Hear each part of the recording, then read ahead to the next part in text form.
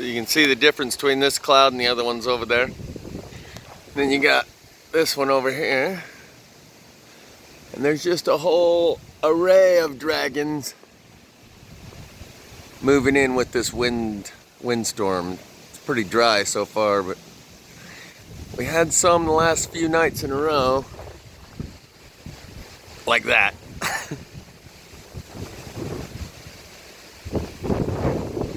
So I'll just make little quick short videos and maybe upload them because I don't have the skills to actually snip them together in one longer video, but you gotta admit that's pretty cool looking, right? That's like not just a cloud. It's gotta be a spaceship. I mean, what else would it be?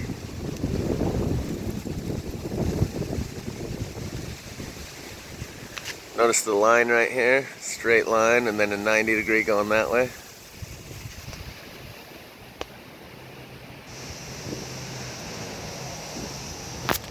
Spaceship. Space fish. The space whales. Okay, maybe it's got a little horn right here, and maybe a little something right here too. Or maybe it's just a cloud. Maybe it's a scud cloud. Yeah, that's what the weatherman says. He says there's these clouds that they move lower than the others, and they move in the opposite direction or a different direction than the other clouds, and faster than the other clouds. Faster, lower, and in a different direction, and he calls those scud clouds. Look at this right angle right here. I mean, come on, you guys. You see that, right? Come on. Trying to break you out of your cognitive dissonance and your denial, but for most part, people watching this channel are way beyond that. We know there's something up, we just don't know what. But I think pretty soon we're gonna find out. And it's gonna be awesome sauce.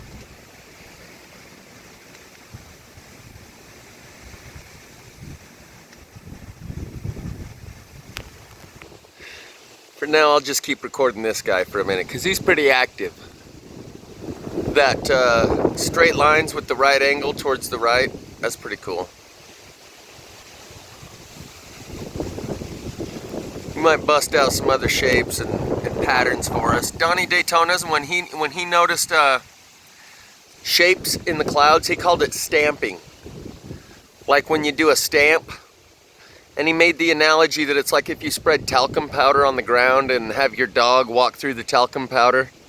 There'd be like dog footprints, paw prints in the talcum powder. Notice this part right here. Is that a circle? Is that like a perfect sphere? I'm not sure yet. But it's starting to shape up to be something.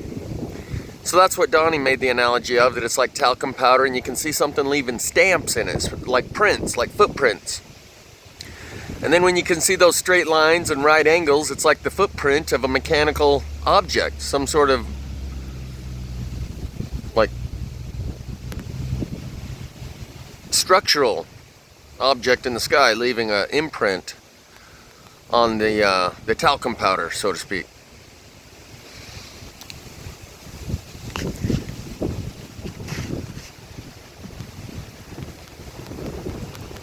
And Mr. Butterbud, I'll leave the link in the description. He's to the point where his most recent video, he's like, open your eyes. I can see your eyes, open them. And he's talking to the clouds.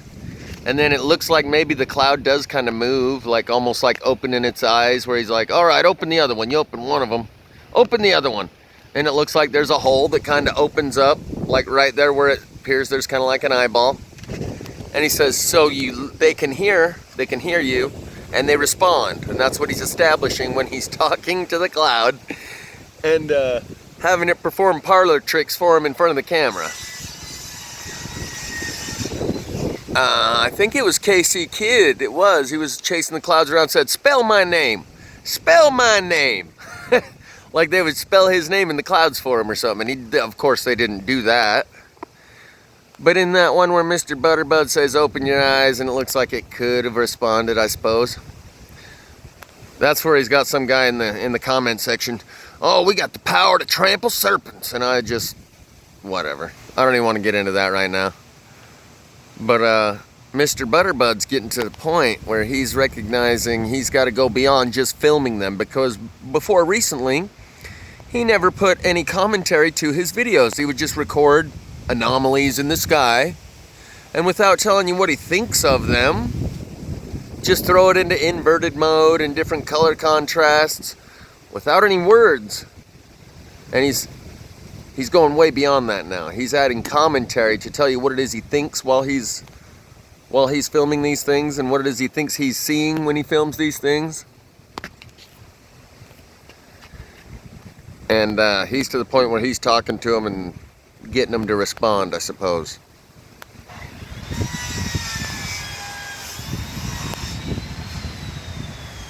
That's a long ways from, hey, I think there might be a shape in that cloud. So he's coming a long ways, but I think he's still influenced by the social influence, the social reward that you get from saying things like, oh, we're going to trample some serpents. Yeah, trample serpents. Trample serpents. When I first got into all this a few years ago, I started being influenced by the same thing. Soft-minded people taking a hardline stance on things they don't understand. And the only thing that means to any of them, they don't know what any of that means. All they know is that the other people that say it don't know what it means either. And they say it to one another, and they get a high five when they say it to the other guy. And so I just say it, and they give me a high five. That's the only thing they know. It's a tribal response reward system.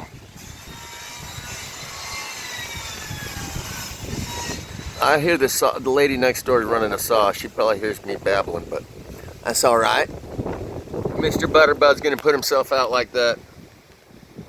See, I was once at the same point where I sounded pretty crazy too.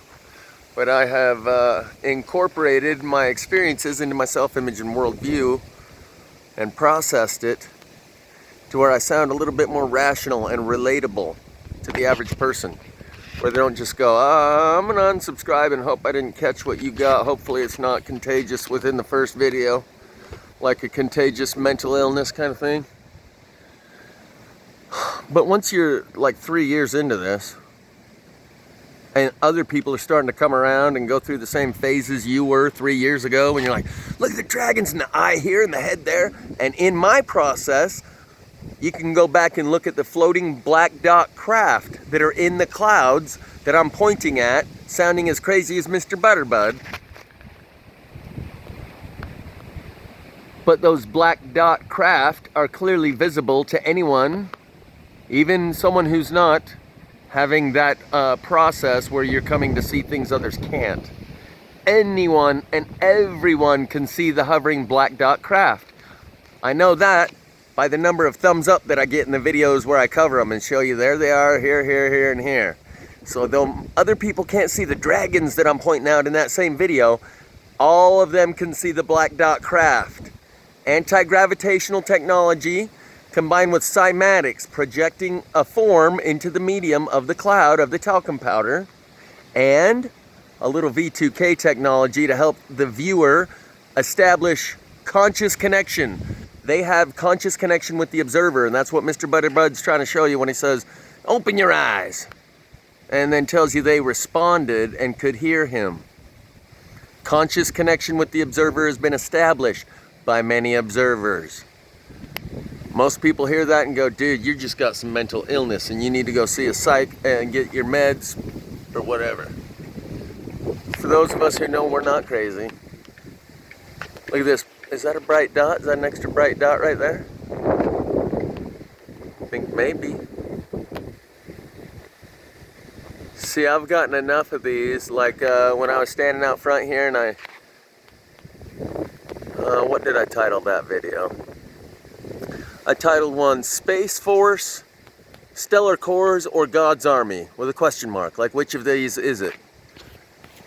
And these puffballs all line up in a perfect line and showed that they do have some sort of symmetry to them, some sort of intelligently designed and controlled effect that is apparent not just to the mentally ill. So, that one that we were looking at kind of got enveloped in these other clouds, but that's the other question, the logical, rational question. How can there be two different textures of cloud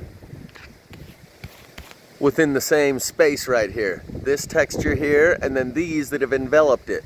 That was some of the first questions I was trying to rationalize my way through when trying to show people who haven't even gone for step 1 and step 2 that there's something more going on there than air currents and humidity, which is what the weatherman tells you those clouds are. It's just humidity and air currents. Those of us who know otherwise have gone way beyond those initial rationale.